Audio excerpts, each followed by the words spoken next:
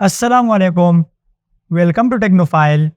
मैं हूं आपका दोस्त ताहिर ख़ान और आज की इस क्लास में हम पढ़ेंगे कि आज की इस क्लास में हम एक्सेल एरर के हवाले से पढ़ेंगे कि एक्सेल में हमारे पास कौन कौन से एरर आते हैं और वो किस सिचुएशन में आते हैं। हम फार्मूले में ऐसा कौन सा मिस्टेक करते हैं कि वो एरर हमारे पास आते हैं। जैसे हमारे पास नेम का एरर, वैल्यू का एरर, DIV का एरर, हैश का एरर और REF का एरर। ये कब आता है और क्यों आता है, तो आज की इस क्लास में हम ये पढ़ेंगे। अगर आप हमारे चैनल पे न्यू है तो सबसे पहले चैनल को लाइक करें, सब्सक्राइब करें और बेल आइकन को दबाना बिल्कुल भी ना भूलें, क्योंकि अगर आप बेल का आइकन दबाओगे तो हमारी न्यू आने वाली वीडियो सबसे पहले आपको मिलेगी। आज की इस क्लास में हम एरर के हवाले से पढ़ेंगे, तो चलिए स्टार्ट करते हैं।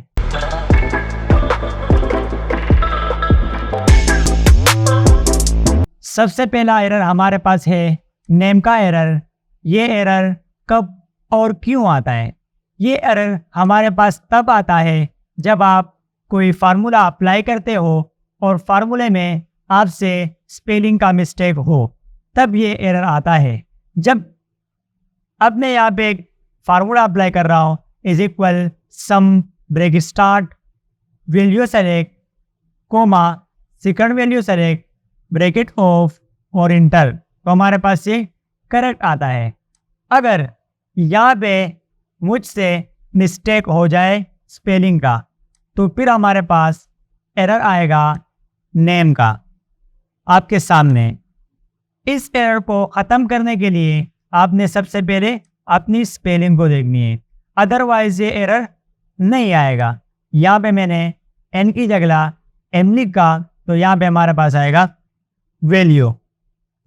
तो जब भी हमारे पास नेम का एरर आए तो सबसे पहले आपने अपना फार्मूले का स्पेलिंग चेक करना है। सेकंड नंबर पे हमारे पास आता है वैल्यू का एरर। वैल्यू का एरर तब आता है जब आपने बिना फंक्शन के फार्मूले का यूज़ किया हो। जैसे मैं यहाँ पे बिना फंक्शन के फार्मूले का यूज़ करता हूँ और मैंने इंटर किया, हमारे पास यहाँ पे जमा होके आ जाएगा। अगर यहाँ पे मैंने टेक्स्ट सेलेक्ट किया और टेक्स्ट के साथ यहाँ पे मैंने नंबर सेलेक्ट किया और नंबर के साथ मैंने टेक्स्ट सेलेक्ट किया, अब जैसे मैं इंटर करूँगा हमारे पास ये एरर आएगा। ये एरर हमारे पास तब आएगा जब आपने कोई नंबर टेक्स्ट के साथ प्लस किया हो, मल्टीप्लाई किया हो, डिवाइड किया हो या कुछ भी किया हो, ये हमारे पास ये एरर तब आएगा। तो अगर इस एरर को आपने ख़त्म करना है तो आपने अपने फार्मूले को देखना है कि इसमें हमने कौन से सेल सेलेक्ट किए, तो आप करेक्ट सेल सेलेक्ट करके आप इस एरर को ख़त्म कर सकते हो। थर्ड नंबर पे हमारे पास एरर आता है DIV, मतलब कि डिवाइड का। ये ऑप्शन आपके पास, ये एरर आपके पास तब आता है जब आपने किसी वैल्यू को 0 के साथ डिवाइड किया हो।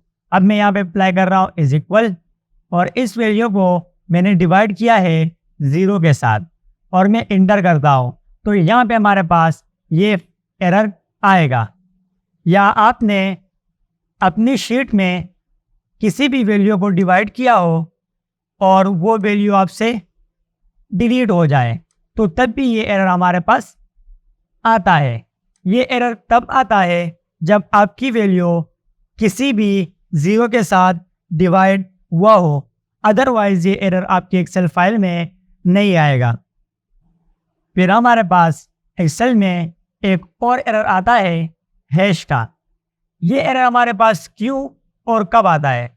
ये एरर हमारे पास तब आता है जब आपकी सेल में एक वैल्यू नहीं आ रहा हो।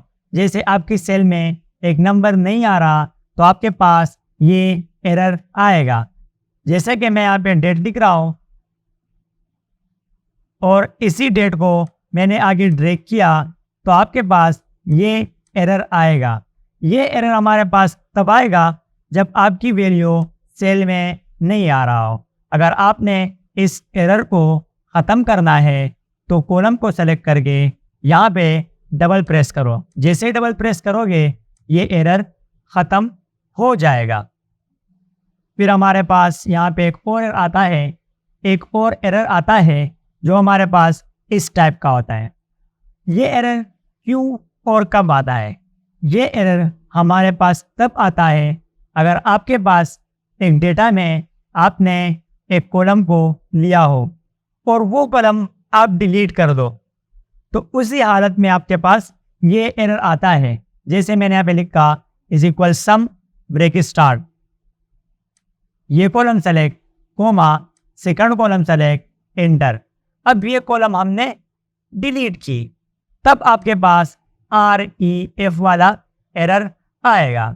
यहाँ पे जी के बाद तो H आ रहा है, लेकिन इससे पहले जो सेल रो कॉलम थी वो हमने डिलीट कर दिए, इसलिए हमारे पास ये एरर आता है।